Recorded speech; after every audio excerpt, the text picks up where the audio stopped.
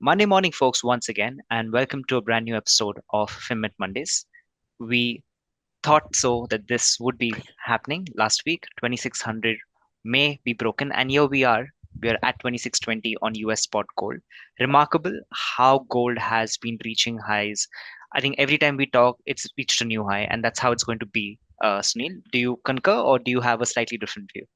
Well, I think it's legendary right now where we are, record territory, historical levels. I think a lot of people in the market didn't think that was going to happen. I must say that the analysts and the private bankers and the economists got it absolutely right. They've been talking about 2600, 2650 actually as a target since it was 1800, 1900. And so they got it right. They've got their wish. What we saw last week was new buying coming in. There's a lot of conviction from the investors to buy gold. That seems to be the story. There's a momentum play right now. So that's why you saw 2600 first held. You saw the gap that you were talking about was filled, and then suddenly, boom, we broke 2600. And I think there seems to be a lot of bullish sentiment right now in the market.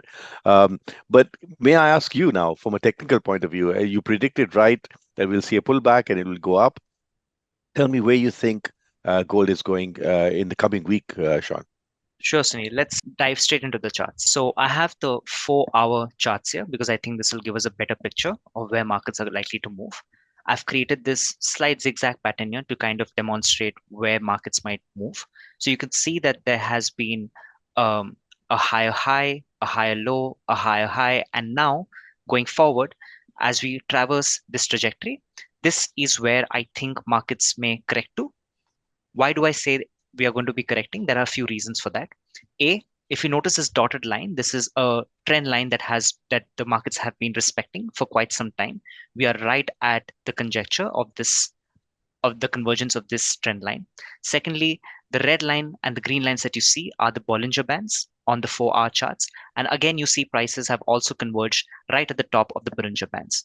And usually we also look at RSIs and you see RSIs are also overbought, right? So there are multiple signals telling you that, hey, the speed up in prices has been quite rapid. Yes, there is very strong sentiment. In fact, I was looking at the SPDR, the GLD prices, sorry, and I was trying to understand what is driving these high prices. Is there some demand in the gold ETFs that has been coming through? The green bars that you see is the breakdown of how much of influence that does fund flows have on the prices of gold on gold ETFs. And you can see that over the past 3 to 4 weeks, there has been consistent buying in gold ETFs. So there is fresh demand coming in as well, right? So uh, to answer your question, Sunil, I do think given that we have reached a new high and the markets have kind of reached and made a mark in terms of responding to what the Fed's plan of action is going to be. There's going to be some digestion of the news. We are going to see a pullback. So, for if you're short in the market, I think there is an opportunity for you to profit from that. However, if you're long, I still say if you're a long player in this market, there is very much a chance that markets might even test 2650 this week, and we may even head towards this 2650 to 2700 zone. We definitely will not break 2700 because I think the markets will be too overstretched to make that big of a move. But this move about 2650 cannot be ruled out given the surge of sentiment that we've been having in the gold markets. So coming back to people, so I think what you're saying is if you're long, stay patient and you'll have further upside. If you're short, there may be a pullback. And at what levels do you think people should cover their short positions? Right. So there is, so if you look at this this transparent line over here, this is somewhere around 2570.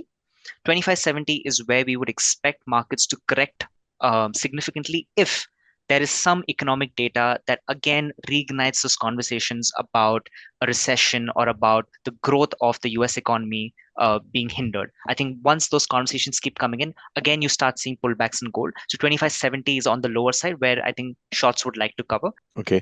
And what does silver look like? The surge that we saw in gold, this $50 surge that we saw on Friday, we're not seeing, let's say, an equivalent move in silver. Silver is still struggling around this 31.5 area over here. You're seeing that it's kind of struggling to break this, and this is going to be a wait and watch strategy that I would ask our listeners to, that we don't really know.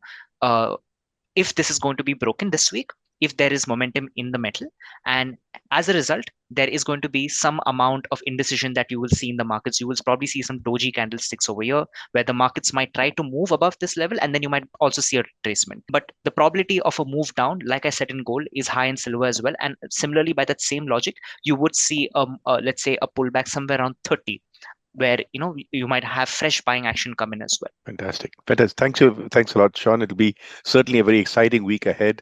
We'll see whether we can break more records or see a pullback. Definitely, definitely, Sunil. Thank you so much for your opinions as well. See you next Monday.